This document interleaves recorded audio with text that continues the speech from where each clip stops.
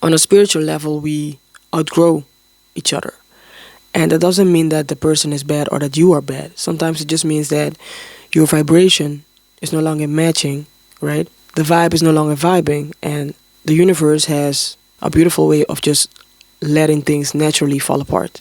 So I truly hope that the message I'm sharing inspires and motivates you to improve your life. Now let's get to the point.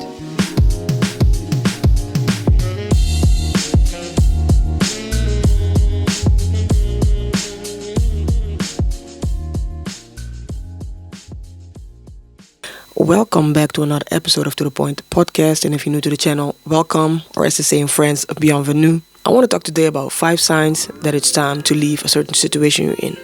And this can be something like a job, a relationship, a friendship, you name it. I don't know about you, but in my 25 years being on this planet, I've had some amazing interactions with people, but I've also had some messed up ones. And some of them so messed up that they actually taught me beautiful lessons. So I want to share those lessons with you today. I have plenty more, but I'm going to start with 5. If I get more ideas along the way, I will also put them in this video. A quick disclaimer though, don't do anything drastic like cutting people off just like that, unless you've already tried everything and you know 100% that these people are not good for you or the situation is not good for you. So with that being said, that kind of leads me into my first point, and that is you've addressed the issues a couple of times and you have been promised that the behavior will change and nothing changes, right? I am a firm believer of communicating issues, right? If something is bothering you, talk about it and see where you can find a solution. But I am also a firm believer of not giving people a billion chances, right? I say this in one of my previous videos. I give 3 chances max, right? Which sometimes even is a little bit too much, but that's me. If I don't do it, I might start asking myself, did I do enough, to save the situation? So don't give people so many chances that you start forgetting about the disrespect that's happening, right? But back to my point, you address the thing, nothing changes, and on top of that, they tell you, you know what, you're right, I'm sorry, I won't do it again, I will change my behavior, and the same thing keeps happening. I don't know if you're aware, but apology with unchanged behavior is just manipulation, right? Basically, that person in that time is telling you what they think you want to hear, and that's why they say, I'm sorry, I won't do it again, to kind of keep things calm. Again, if you've addressed the issue a couple of times, nothing changes, you have to remove yourself from the situation. Now, that doesn't mean cut off contact. In some cases, that is necessary. But distance yourself, Don't be around that person too much. Because you want people around you that kind of make you feel happy. Not kind of. You want people around you that make you feel happy, make you feel good about yourself. But if constantly you have to talk to someone about something they do, like things that are common sense. If you have to tell a grown-up, right? If it's a child, they can kind of get away with it.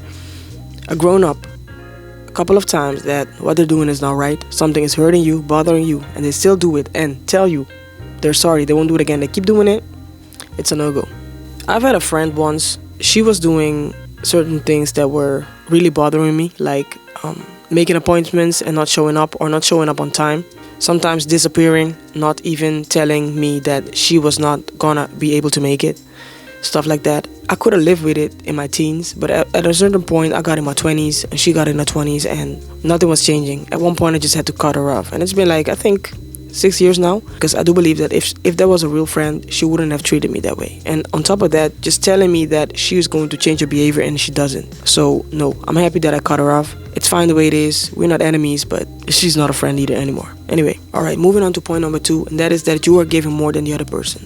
I don't want to sound unreasonable, so I want to explain this. Look, I get it. Sometimes in life you're going through a hard time. You don't have the energy for yourself, let alone for someone else. And it's difficult to give your best, to give like 90%, right?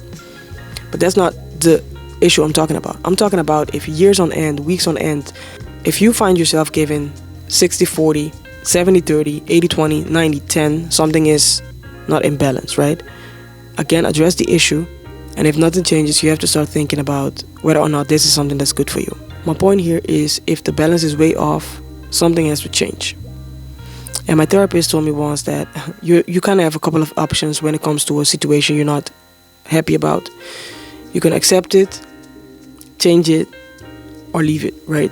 And with leave it, I mean remove yourself from the situation or that person from your life. So yeah, think about that. Point number 3, and that is not being valued or appreciated.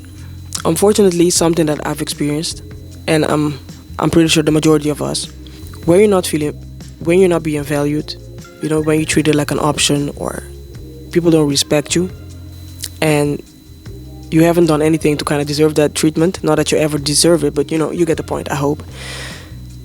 You have to remove yourself, right? And when it comes to disrespect, those show up in different forms, such as cheating, lying, ignoring you, maybe not even considering you for that promotion at your job. You get the point, right?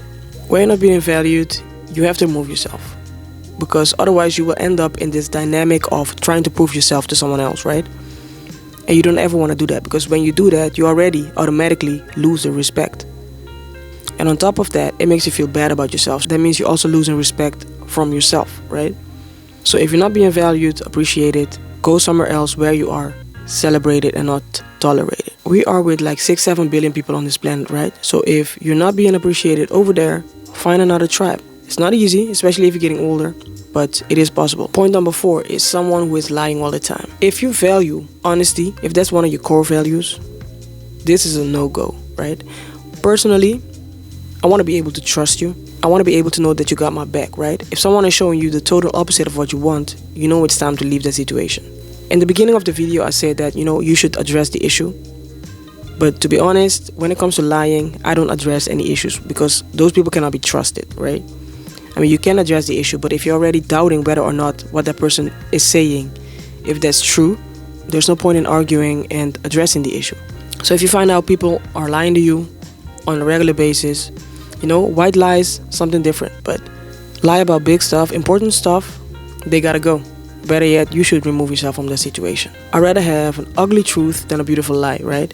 And sometimes that means that you have to have those uncomfortable conversations, no matter how difficult sometimes. Sometimes that's just necessary. And it can save your relationships instead of lying all the time. Anyway, point number 5, and that is your higher self is telling you it's time to go. I have a personal experience on this one. All I know is that on that day when I clearly heard that voice, I knew I had to start making changes. I remember walking into a certain place, and nothing has happened. It was like on a Tuesday morning. I walked in and I clearly heard this voice saying, "Your time here is done. Your time here is over." I ignored it because I wasn't ready to face the truth. But from that point, everything started to get worse, right? I started having physical symptoms and stuff like that. Anyway, my point here is, when your higher self speaks, you listen. Oftentimes we tend to forget it. We tend to brush it off and keep on going, with the things we have to do in our lives. But it's important to listen, because that voice is there for a reason, right? So many times I've ignored my higher self, my intuition, and it got me into messed up situations, right? Painful situations, I should say. Alright, last but not least, number 6, and that is, you are in a situation that costs you more than it gives you when it comes to energy. Also, for this point, I have a personal experience. I had a friend about, I would say, 14 years ago. This person, she was always negative. She always was surrounded with drama. She wasn't open for feedback, right? So I was young. I was like, if this is like 13 years ago, I was young. I was 22 or something. I was uncomfortable telling her the things that I was noticing, right? So I was really doubting whether or not I should stay friends with her. And eventually some things that happened that I had to cut her off. But the reason I'm sharing this with you is this. When you are interacting with someone or something, once the interaction is over and you feel drained, you know that the thing is not for you. It's not right for you. Because things that are good for you will fuel you with energy, with passion, with positive feelings. So pay attention to how you feel before, during, and after interacting with someone or something. If it drains you, depletes your energy, it's time to cut it off. Stop doing that and let it go. The thing is, and I've had this conversation with a friend the other day, sometimes when it comes to friendships, relationships, right, interaction with people, on a spiritual level, we outgrow each other. And that doesn't mean that the person is bad or that you are bad. Sometimes it just means that your vibration is no longer matching, right? The vibe is no longer vibing, and the universe has a beautiful way of just letting things naturally fall apart. And that means that you just stop talking to a person, or some situation occurs that gives you no other choice than to cut the person off. It just means that the vibrations are off, they're not aligning anymore, and it's time to go your separate ways. And before I end this video, I want to say that it's not weird or crazy that you feel a certain way, after losing a friendship or maybe the job you've been doing for who knows how many years. It's normal because when we interact with something, we start to care for it, we start identifying ourselves with it. And it hurts when the situation changes, and that is totally fine. The best thing we can do is be at peace with the fact that everything in life changes, right?